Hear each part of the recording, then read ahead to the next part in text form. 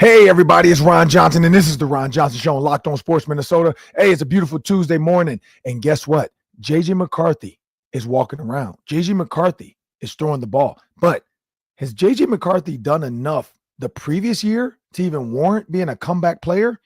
We'll talk about that, but also Justin Jefferson, Jaire Alexander, can they coexist? We got that coming up next on the Ron Johnson Show. Locked On Sports Minnesota Podcasts. It's endless Minnesota Vikings talk with the diverse voices of your local experts. Now the Ron Johnson Show. On the field, in the broadcast booth, Ron Johnson is Minnesota sports. He's played with them, hung out with them, and grown up with all the big names in Minnesota sports. They're hanging out with Ron Johnson. It's the Ron Johnson Show on the Locked On Sports Minnesota podcast. And it starts now.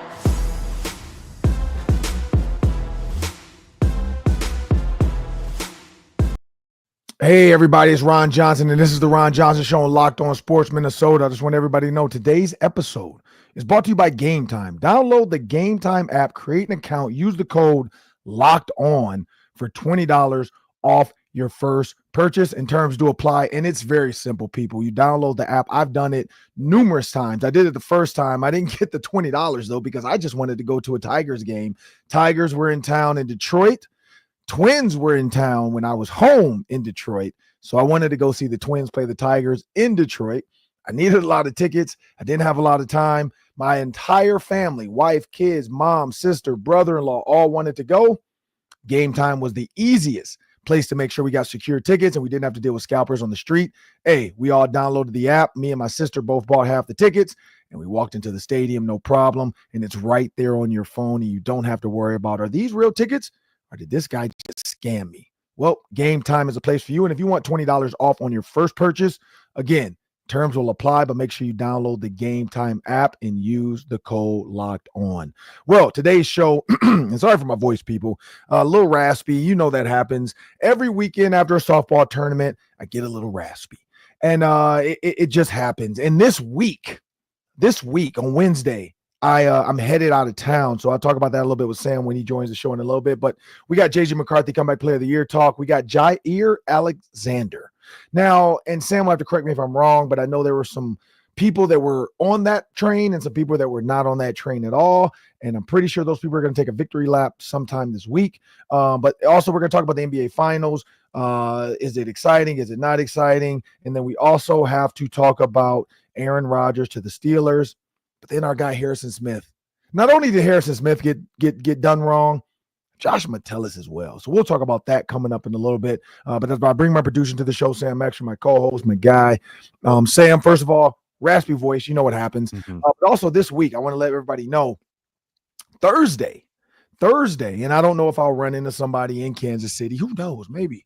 I'll be in Kansas City on Thursday. So I'll be doing the football party from Kansas City. I'll be at the softball field most likely around that time, because I think on Thursday we play at 8 a.m.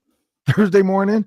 We play at noon, and then we play at 2. So, yeah, during the 11:15 slot, I will be sitting there during warm-ups. So my daughter, thank goodness, won't be playing, so I won't be distracted. She'll be warming up, getting ready for a 12 o'clock game. I think against the KC Rebels or the Lady Louisville Sluggers. I'm not sure which team they're playing at that time. But we've got a loaded schedule this week of softball. And so hopefully I don't lose my voice even worse when I come back for the Tuesday show, because we're planning on it. We're still working on this. We got some Dante Culpepper, Randall McDaniel potential conversations coming up. And so hoping to do that. We still got to catch up with our guy, Max Brosmer. He's now a Minnesota Viking as well, former Gopher. So maybe this will be his week. We got a lot of guys this offseason we got to get into the show, and not a lot of time because football is right around the corner, people. But talking about football being right around the corner, J.J. McCarthy. And I'll pay out the tease later about that Jaire Alexander victory lap stuff. Me and Sam will hit that in the second segment. But J.J. McCarthy Comeback Player of the Year. Sam, FanDuel, our partner, has some odds. Who are the names in this group? All right, top 5 candidates for Comeback Player of the Year, which last year, I think it was Burrow. I think Burrow beat out Darnold last year for it. Now, these are the top 5 for... And Darnold didn't really come back from anything besides the Jets. So I get it. coming back from Right. I don't know what Burrow had. Was it a broken hand or something? Yeah, they prefer it to be an injury to qualify for the award. So Correct. this year's candidates are Aiden Hutchinson for the Lions. That makes sense. Dak Prescott, Christian McCaffrey, Trevor Lawrence, and then the top number 5 candidate is our very own J.J. McCarthy. I think that he's got a decent chance, Ron. I mean, coming back, or if he kind of debuts his career coming off a knee injury, I feel like he's got a shot to win this thing. What do you think? I don't because we don't know what he was in the first place. So like you're basically a rookie. So what are you coming back from? I mean, I get coming back from injury, but what are you actually like? What were you before injury? You know what I mean? Like when guys like Adrian Peterson played, great player, tears ACL, comes back, kills it. Joe Burrow, great player, gets hurt, comes back, kills it. So there's not really a story to tell of pre-JJ McCarthy to post-JJ McCarthy. Like, you don't know. And I think that's going to be a tough story to tell. I mean, what are they going to do? Show Michigan highlights and then show JJ McCarthy sitting on the sideline, then show JJ McCarthy out there throwing for 4,000 yards. I don't know. Now, I will say if he has a ridiculous season, Sam Darnold type season even, 14-2 type season even, I think there's a huge chance, or 14-3, 17 games, 14-3 season, I could see that happening. 13-4 season, I could see that happening. But here's the problem. Aiden Hutchinson is a man amongst boys, but he did get hurt late in the season. There was rumors that he would have been back for the Super Bowl, allegedly, so maybe he's going to be back. But if he goes out and has a 15 to sack season, something like that, I don't see them not giving it to Aiden Hutchinson. And if the Lions are in, deep into the season and they're one of the top teams in the NFC, McCaffrey, I don't know. I don't see it going there because he always seems to get hurt. Dak Prescott, I don't see the Cowboys having a great season. I don't see Trevor Lawrence. So I do see Aiden Hutchinson and J.J. McCarthy being maybe the 1 and 2 front runners because J.J. McCarthy has a chance to be have a really good season with a really good team. Dak Prescott, again, I don't think the Cowboys are going to be good enough, and I don't think Trevor Lawrence and the Jags, even though they do have my man Travis Hunter, I just don't see that season. Now, unless they deploy Travis Hunter and he's this two-way player the entire season and he's playing 155 snaps, then maybe Trevor Lawrence has a chance because he's going to get a lot of TV time. But I think J.J. McCarthy and Aiden Hutchinson, Lions, Vikings are going to be fighting for NFC North supremacy. I would say those two are my 1 and 2. I would say Aiden Hutchinson, J.J. McCarthy. From there, I'm probably going to go Christian McCaffrey because I think Trevor Lawrence and Dak Prescott are on bad teams, and I just don't see it. Like Joe Burrow was on a great team. He had great weapons, and so it was easy to say, yeah, you're the comeback player of the year. He threw for a lot of yards. J.J. McCarthy has that chance. Aiden Hutchinson is going to be on a really good defense. Is Aaron Glenn the answer, or is it just the defense? Like, that's what we'll find out. Are the Jets going to have a turnaround season, and all of a sudden, like, he's going to have that KOC type of, like, culture change. He already started the culture change by having Aaron Rodgers fly across the country just to say, we don't want you. So that's a little bit different for the Jets. They got a little tougher, but I don't know what it's going to do for that team. And was he the reason the defense was good, or was it Dan Campbell built it? So yeah, I don't know. I just don't really know. But he did actually get hurt because we saw Sam Darnold's biggest negative, and everybody kept saying, like, well, hey, he didn't play. He was with the Jets, and that's bad enough. And then he didn't play with the 49ers. So he did actually come back, and people wrote him off. It wasn't enough. The votes, I don't even know if half the votes counted because they kept saying he wasn't eligible. But J.J. McCarthy did actually get hurt. He did actually have surgery. He was a first-round pick. So there's that story. First-round pick, year deferred, which was the best thing ever for Sam Darnold, the best deferral ever, $100 million deferral. Yeah, I don't know. What do you think? Do you think he has a chance? I do think he has a chance because I think quarterbacks that play well off an injury are just going to be in the mix because everyone talks about quarterbacks. I like you. I don't think that the Cowboys or Jaguars are going to be that good with new coaches. Now, maybe one of those two coaches will find something in those teams, but I tend to think that the Vikings have a really good roster. They're really well coached. I think they're going to win a lot of games, and that's going to put J.J. McCarthy in the mix. But the Aiden Hutchinson injury, Ron, do you remember the scene in Dallas? I believe it was Dallas where he got hurt. It was such a crushing scene. Everybody remembers it. Everybody remembers him getting carted off and how emotional it felt and heavy it felt. That's going to stick with enough people that if Hutchinson does anything this year, if he has double-digit sacks, I think he's going to get a lot of votes because everyone remembers what he went through because it was so visible. It was so like heavy in the moment. So I think that he's rightfully the favorite.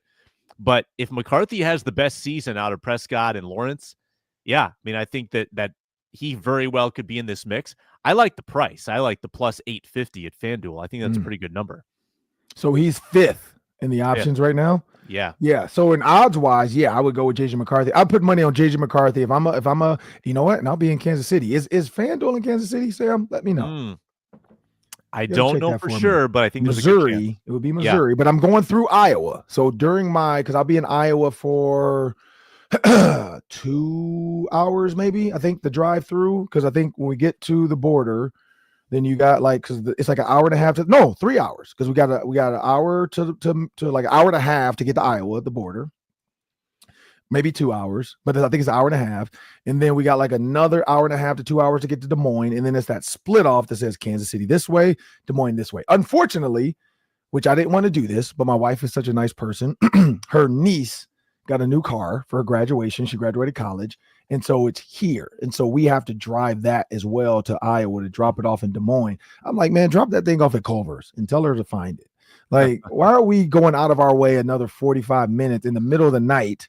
I'm already going to be tired to drop off this car. Like, somebody should meet us to get this car so we don't have to go all the way into Des Moines. But looks like we're going to have to go into Des Moines, drop it off, which, Sam, it's never just a drop off. It's a, hey, how's it going? Yeah. Use the bathroom. I'm like, dude, I'm trying to get on the road. I'm tired. Let's go. And so then we get to Kansas City late because our youngest, like if we didn't have anything tomorrow, I would just go early. But my youngest has 3 sports. She has a volleyball camp, a basketball camp, and she has softball. So we got to wait for that to be done, and then we'll jump on the road around 3:00. I think that puts us in Kansas City around 10:00. And so the kids are going to be fine. They're going to be in the back with their iPads and their books, and they're going to be snacking. My wife's going to be chilling. I'm going to be the tired one looking for some coffee. But then we get to Kansas City, we check into the hotel, and then we get a little bit of sleep, and then there's a 6:40 a.m. wake-up call because we got to be to the field. Well, probably 6:30 because we got to be to the field by 7, which means we got to get up, get the kid fed, get her dressed, get her to the field, which is I don't even know how far away it is from the hotel. Hopefully we can finagle a parent to take her so we don't have to get up. But yeah, we're gonna be on the road headed to Kansas City. But you know what? You do what you gotta do for your kids, Sam. You'll be there soon enough.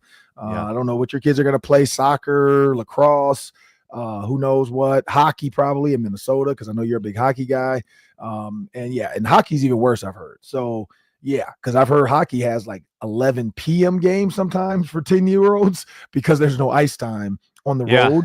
Because we were at a softball tournament and there were some hockey boys in the hotel.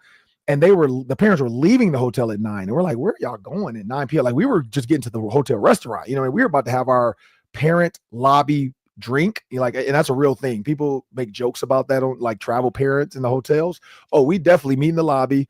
We go to the bar, we go to the restaurant. We bring our own chairs, or we take the hotel chairs, and we kind of make a semicircle, like around, if we can find a fire pit or something. And we sit out and drink a little bit for the night, let the kids go to sleep, and then we go up and go to sleep. We make sure the kids know they got to be in bed. We take their phones so they don't do anything. And then we go to sleep. So, but yeah, that's going to be you at hockey. But hockey parents were leaving the hotel, Sam, at 9 p.m. And they had like a 10 p.m. game.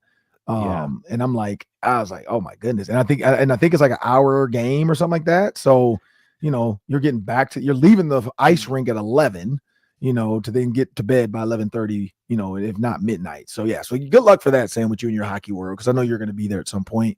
But yeah, you know what we got to talk about.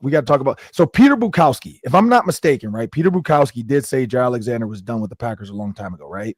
Is that what happened? I think he's been on that. I think he has been saying that for sure, and it looks like he was proven right. Yeah, because I know I saw it, and then I'm a equal opportunist with the Locked On hosts, and Peter Bukowski, and maybe one day we'll get him back on the show. He and I had a brouhaha on TV, social media over, what was it, EPA or DVOA or something, with all the he said the Vikings weren't as good as they were, even though they were like 14 wins in or something, or I can't remember how many wins they had, but he was saying they were the most fraudulent 14-win team, I think, or something like that. Something to that regard, because it was back when Kirk Cousins was there, I think.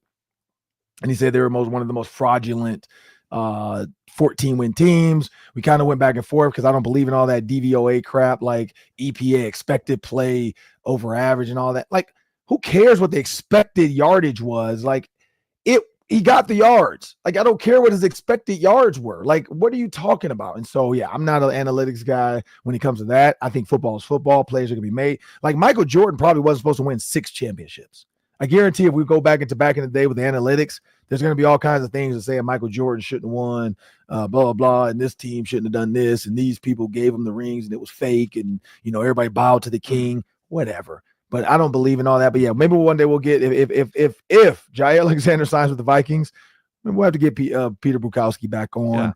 And maybe get him with the whole group. Maybe we do like a little group show on a Wednesday and have Peter Bukowski join us, and we talk a little Jaire Alexander to the Minnesota Vikings. If that happens too, we'll also probably have to get Kalen King, because he is a Packer, and Jaire Alexander exiting probably is good for our guy Kalen, because now that opens up a cornerback spot for Kalen to make sure he is on the roster this year. But there's a chance he could become a Minnesota Viking. So Sam and I will talk about that next, coming up on the Ron Johnson Show after a word from our sponsors.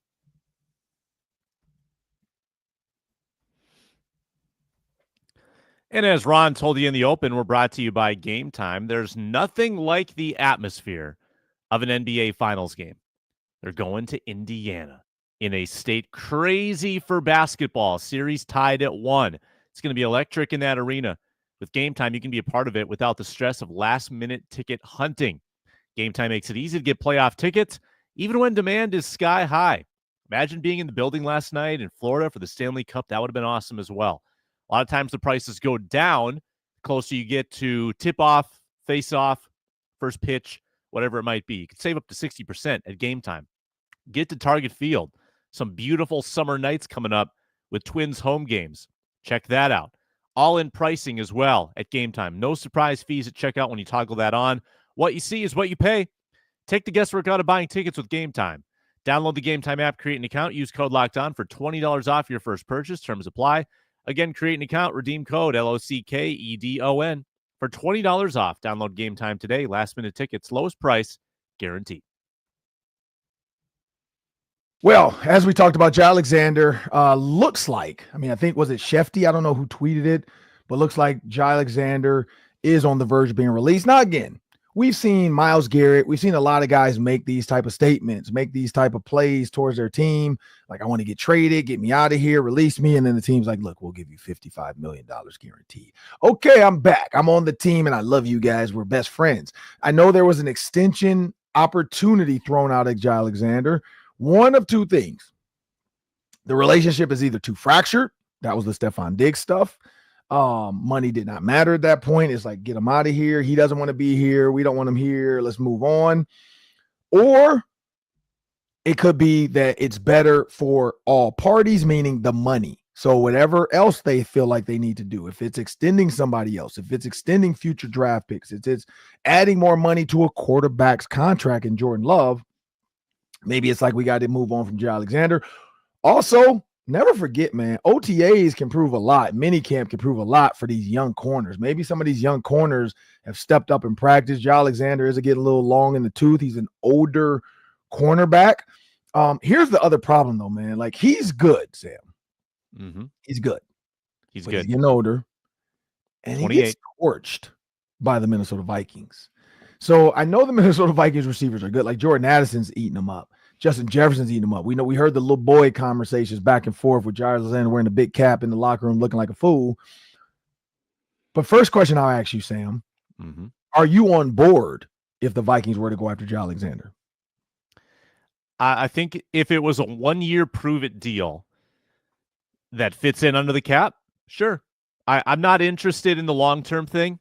He's too injury-prone for me. Right. I looked at his snap counts. He's only played 500-plus snaps one time in the last 4 years. He's not on the field. So if you get him in, I would want it to be for 1 year. I think in 1 year, He's probably on his best behavior, probably no shenanigans behind the scenes. He's probably going to do his best to be on the field, do everything he can. I think that could be that's probably the best scenario to get Jaire Alexander. But I'm not interested in a 3-year pact. I would like to have a prove it mentality from Jaire. So that's the condition under which I would be in. How about you? Yeah, I kind of would be in for that. So I would be in for a little bit of a Jaire Alexander addition to the team. I think that does add another. Like I said, we said this all summer. I'm okay with the veteran cornerback joining that room. If I had to pick Isaiah Rodgers or Jaire Alexander, I'm probably going Jaire Alexander. We know he's a shutdown corner when he wants to be. If anybody maybe could get a player to like relax and shut up, maybe it is Brian Flores. It is Kevin O'Connell's culture. It is the team, Harrison Smith.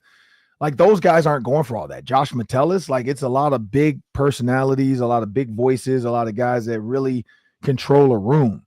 Jaire Alexander hasn't had that, I guess I'd say, like where he felt like he was in complete control and he had his abilities to be on display. You know, it was always his ability on display. When it was Justin Jefferson, it was his ability on display. When it was Jordan Addison, it was his ability on display. You know, I forgot the other receiver that he got into it with. Was it the Lions guy, Amon-Ra St. Brown? You know, like in the Lions, him and Jameson, you know, they were talking about Jaire Alexander. And again, it's one thing because the Vikings and the Lions know the Packers, and you have that bad blood. Now, the one thing I will say, Bears didn't give him any trouble. Like he had no issues with the Bears. I don't think anybody really had issues with the Bears, but maybe coming up soon with Romeo Dunze and the kid they had out of Missouri, maybe it gets a little saucier over there with Caleb Williams. But the games I see, and it's because it's NFC North, Jaire Alexander worries me. You know, he seems like he becomes a liability because he wants the game to be about him. You know, and that's the only thing about Flores' defense. Remember when they were playing cover 2, he was screaming at the coaches, "Let me cover him man to man." You know, when they were playing cover 4, "Let me cover him man to man." You know, like he's yelling as if it's their fault for not letting him go after Justin Jefferson. And, and it was almost like the Jalen Ramsey interview without the Jalen Ramsey skill. You know, you saw what happened when I was in his face. And he's lucky the team didn't let me cover him the whole game. You know, like you got killed when you did cover him. You got beat. You know, now I will say this because I talked to Randall McDaniel about this, and I was talking to Dante Culpepper, I think, about this too. You never know. Oh, no. It was also who did we just have on the show? He bought a Theo Jackson, PFF. Yeah. You know, like you don't know what the call was. So we don't know what the Packers were asking of Jaire Alexander because we know in our defense and with the Vikings, there are times where you're like, why didn't anybody cover that guy? But then you're like, well, maybe they were supposed to do that, back off and create and they just found the zone hole. And so that's one of the things, because I was talking to Randall McDaniel about this because I was saying how offensive guards get graded. He was like, it's so hard because you don't really know. You don't really know what the scheme is. You don't really know, well, did the line get a 5-step drop call and the quarterback went 3? Or did the line get a 3-step drop call, meaning they're only thinking, boom, boom, okay, we can let the guy go. And the quarterback takes a 5-step or he takes a 3 in the hitch and then he gets hit. So that's a lot of stuff right there. Like where if a guy comes screaming off the edge and he's thinking like, okay, quarterback's getting rid of in 3 steps. I don't have to block this guy. I got to block this guy. Well, quarterback holds it. He gets hit in the back, fumble, and they blame it on the tackle. Why didn't you block him? You let a guy come screaming off the edge wide open. Yeah, because we had 5 blockers and 6 or 7 rushers. And so that's where I always worry about Jaire Alexander because it just felt real. And maybe, again, this is the Vikings. This is Justin Jefferson. He's a polarizing figure. But it always felt like whenever they played the Vikings, Jaire Alexander was in the media for the wrong reasons. He was always arguing about something. He was always mad about something. He was always saying the coaches did not let him do what they should have let him do, which is guard Justin Jefferson man to man and blah, blah.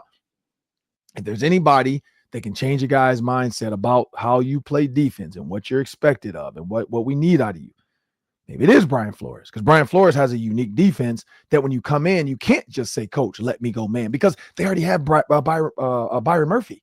So they don't need you to be that guy. I think he would be a really good piece of the puzzle. But the question is, does he hate the Packers enough to take whatever money the Minnesota Vikings could potentially give him? Now, also with his release, though, Sam, he's not an unrestricted free agent, right? He would be a restricted free agent. Would he have to enter waivers first? No, I think he's unrestricted. From my understanding, he can sign wherever he wants. The Packers are going to eat some salary. and he can sign on wherever. Now, what I don't know, and this is always a little confusing to me, I'm not sure if he can sign a cheaper deal now because the Packers are covering some salary. He might be able to sign a cheaper contract, which might make it even more realistic for teams that are tight on cap space to go get him. So I think he's going to have a lot of suitors. I mean, he's not 34. Like Stephon Gilmore was how old last year? Jaire's still young, even though he's been injury prone. He's 28. Like he's aging, but he's not old yet at age 28. Correct. Feels like he's had some forever. There's some wear on the tires with the injuries, but whoever gets him could, if they get a full season out of him, that could be a really good thing. Here's the problem too. So like corners and running backs, like for some reason it just feels like when they start getting injured, it just never stopped. Like Maurice Jones-Drew, it just felt like it never stopped. Like he just kept finding ways to, like, whether it was being out of shape, whatever it was, he was a really good back for a short amount of time, and it just didn't go.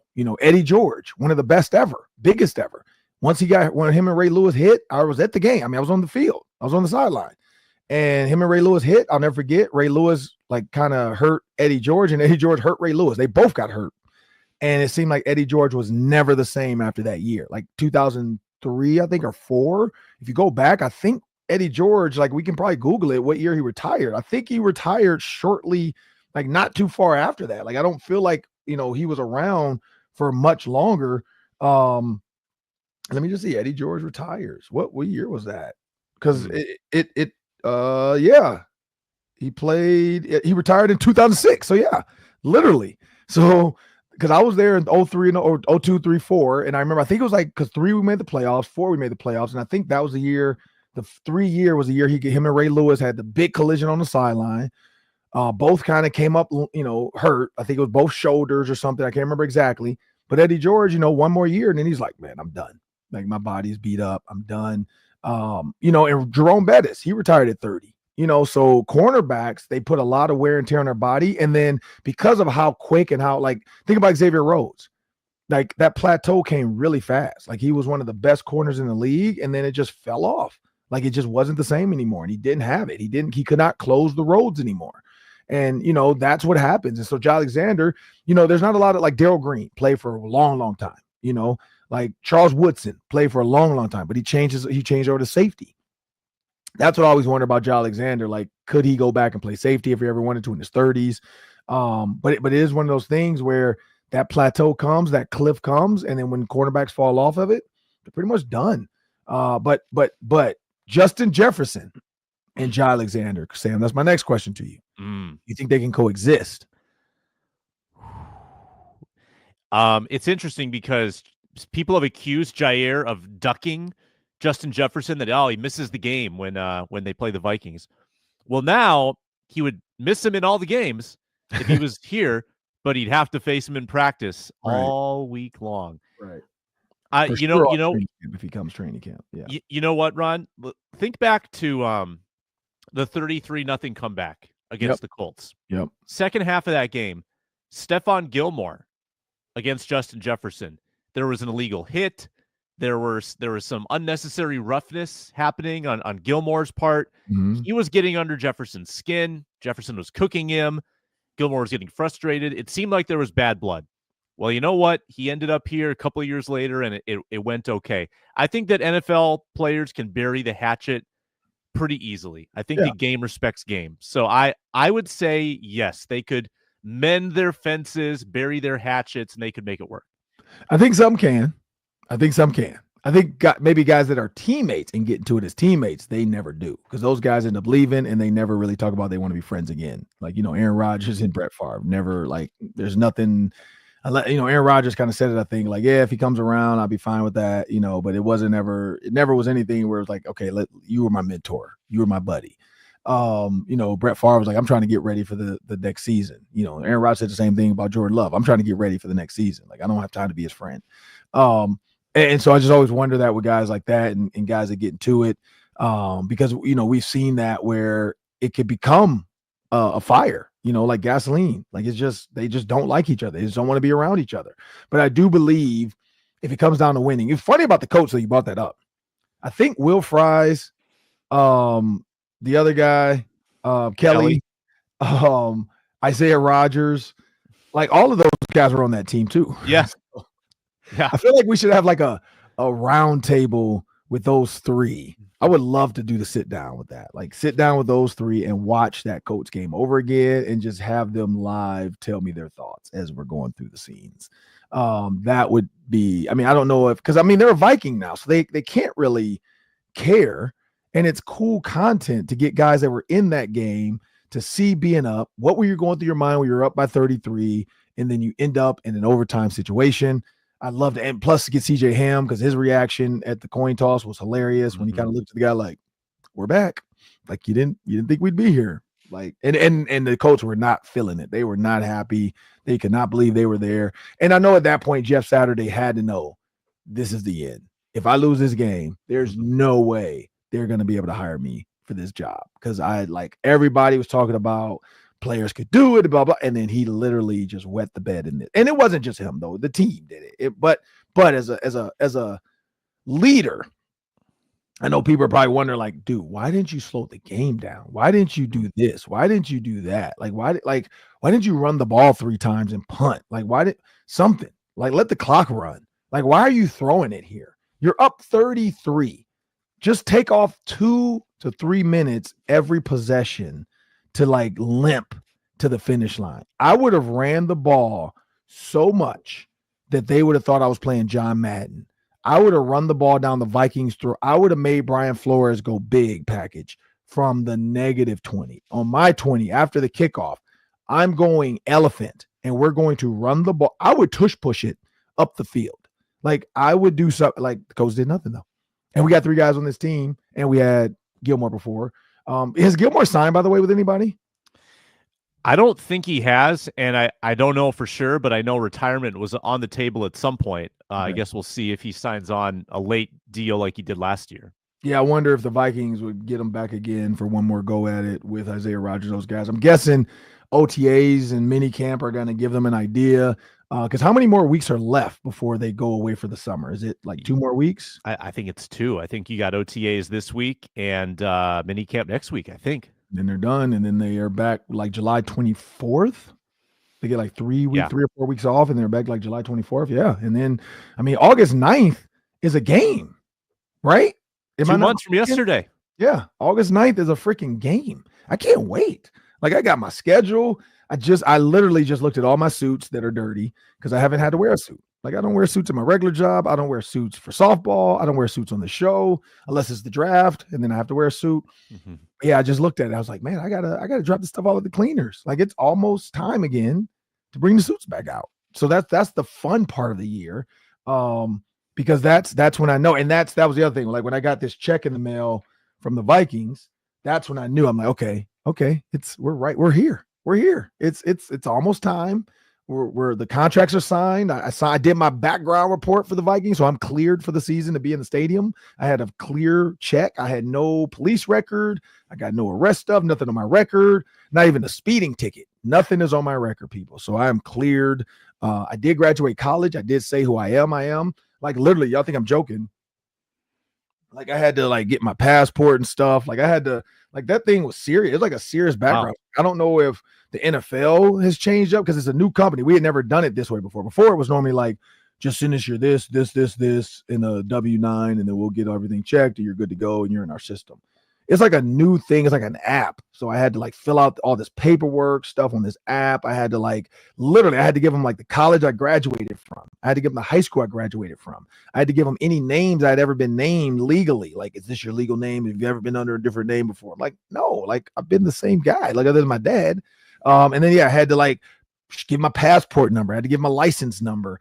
I even went and got the real ID. I don't know. Have you done that yet, Sam? Have you got the real ID?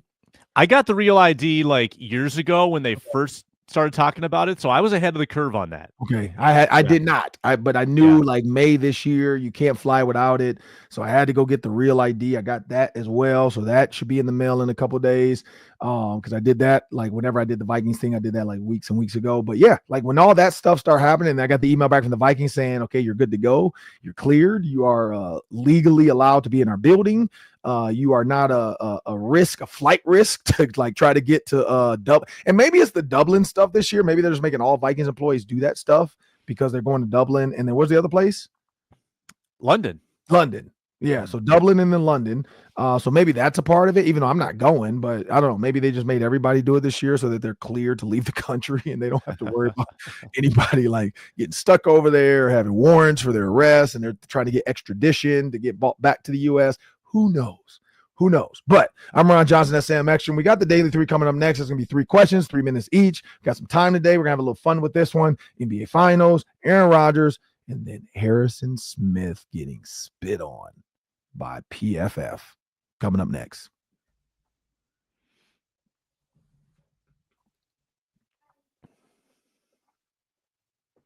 Well, Sam, we got 3 questions. Take the first one away. All right, NBA Finals, got to talk about it. It's 1-1, going back to Indiana. How do you shape up these NBA Finals after the Pacers stole Game 1 and then got blown out in Game 2? So the blowout, this was weird about the NBA. Pacers were losing by a decent amount in the comeback. They came back. Tyrese Halliburton does what Tyrese Halliburton does and hit a big shot. Iowa State guy, Cyclone, put him in the spin cycle. People are still trying to wonder, is he a legend? Is he greatness? Is he forgot the word they try to use. Is he a superstar? And a lot of people don't think he's a superstar. They don't think he has superstar qualities. They don't like his shot. His shot's ugly. But here's where I go. Getting blown out was probably a shot to the ego. And they're going back to Indiana. The Thunder are the home team, right? So they have the advantage. Mm-hmm. You got 2 in Indiana. If the Thunder blow them out again or even win, I think it's over. I don't think the Indiana Pacers have enough. Now, I could be wrong, and maybe I'm just doing this to wake up the giant because I would like to see the Pacers win. I feel like Indiana – go way back to the movie The Hoosiers. Like Hoosier State has been known for basketball. Larry Bird, Reggie Miller, the Spike Lee, Reggie Miller, like just iconic basketball stuff. And they've never been able to really get over the hump. You know what I mean? Like it just always feels like they're there and then they just don't get it done. And so I would like to see the Pacers win it. I would like to see the Pacers get a championship. I kind of don't like OKC because I like Shea. He's a great player, but I also think it's kind of foul how he gets called. He gets foul calls. And a lot of people broke down what he does. The minute he feels your arm, he just flails. And the refs let him get it because they don't know how much you pushed him and you can't tell because he's doing all this. And then he's doing it, but he's learned how to do it and still shoot. So the fact that there's no way I can shove the mess out of you and you're going to get a nice clean shot off. That's literally you just falling, knowing, okay, I'm about to fall, but I'm falling. Let me shoot. That's controlling your fall. He got pushed by Jaden McDaniels in the back because Jaden McDaniels just pissed off. Yeah. That's a real foul because he had no way to get the ball up. Like when he pushed him in the back, if that was a controlled fall, he would have still shot it. He couldn't even shoot because of how hard he got pushed. And then he like fell to the ground and he's like, looking like, man, what are you doing? Like, why would you do that to me? That's the difference in a real foul and then what we see. So I also think this finals, to me, maybe I'm not invested anymore because the Timberwolves aren't in it, but it feels a little boring to me. Other than the first game with Hallie and that shot, that was the most excitement they had. Now, again, it's only been 2 games. The next was a blowout. Let's see how these next 2 games go. But I wonder what their ratings are. I feel like they're super down, too. Like, I think they showed, like, the Michael Jordan one. They say, like, this is the lowest rating since, like, 1988 or something. And that's what's crazy about it. Yeah, a couple smaller markets. It feels less when your team's not in it. I wonder if people felt this way about the Timberwolves Thunder series or if we are just biased because we're Minnesota people. But I think the Pacers need to win every home game. I think that's the only path for them to win the finals because you need a miracle to win in OKC. Mm-hmm. It doesn't happen very often. They got the miracle.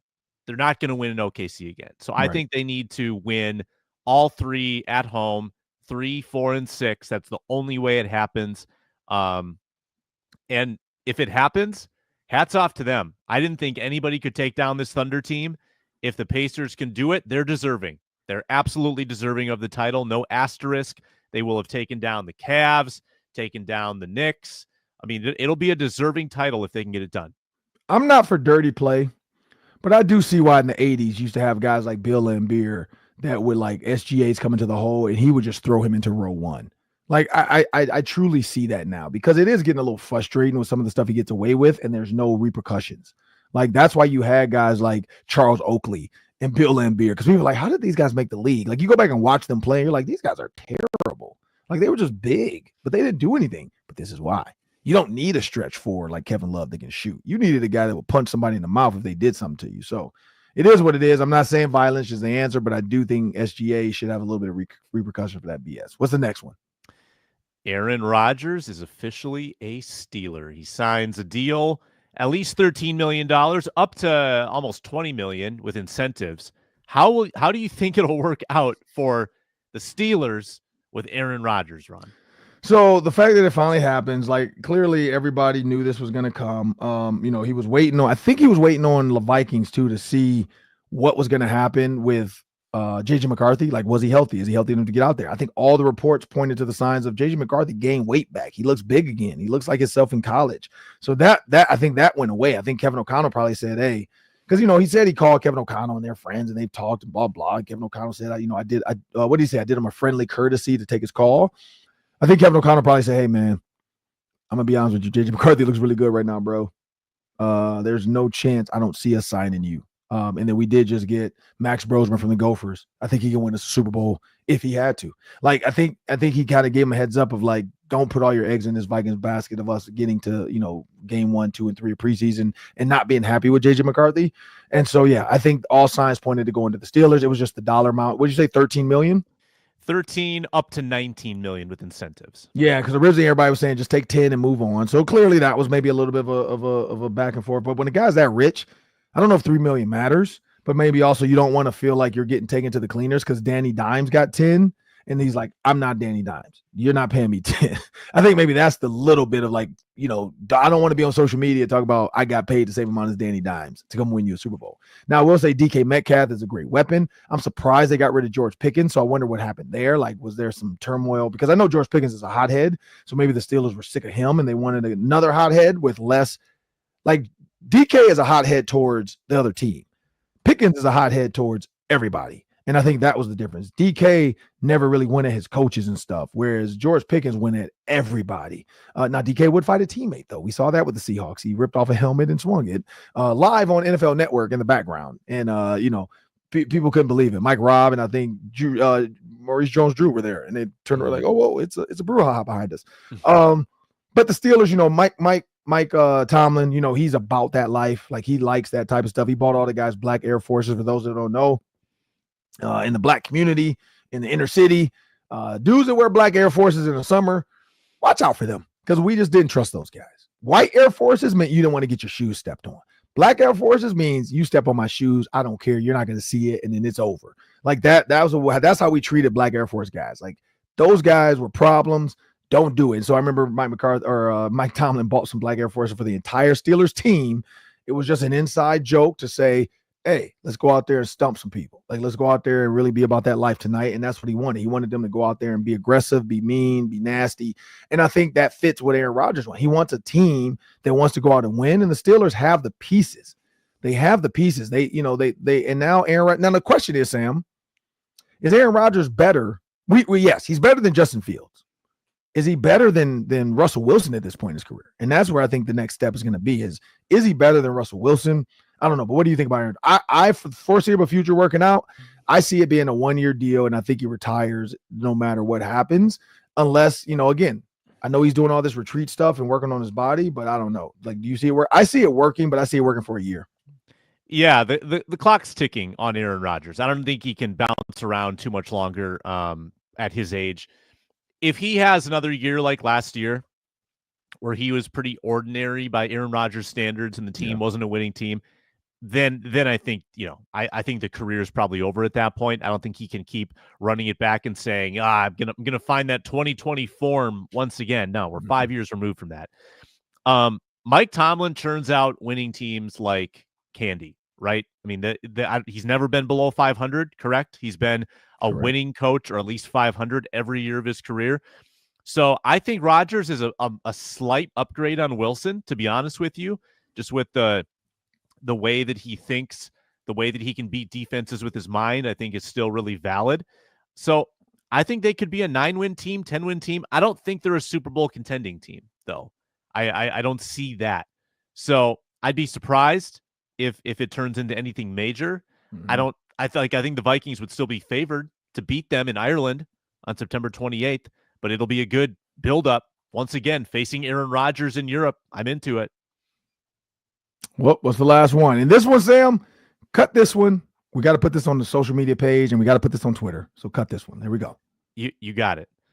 Pro Football Focus has ranked their safeties. They've been ranking all the positions. Yep. They have ranked Harrison Smith as the number 27 safety in the league. Ron, are there 26 better safeties than Harrison Smith? No. Heck no. No, there's no way. So here's the thing. Youth with Kyle Hamilton, Xavier McKinney, Jesse Bates, Antoine Winfield Jr., legit, Brian Branch. Those are all great guys. I'd even say Kirby Joseph. He's a dirty player. Some people say. I think he's just a hard player. Kirby Joseph, you can throw in there. Derwin James, you can throw in there. Then here's where it gets questionable. Buda Baker, Brandon Jones, Javon Holland, and Julian Love. Younger. Are they going to have historic careers like Harrison Smith? No. Is Harrison Smith older than them? Yes. So that's, I think, a part of this. Jabril Peppers? No. CJ Gardner-Johnson? No. Justin Reed? I think Justin Reed should be ahead of some of those other guys. Reed Blankenship. Interesting. You know, like you got to go off a really good team. Mika Fitzpatrick, I think, should be higher. Malik Hooker? No. Kevin Byard?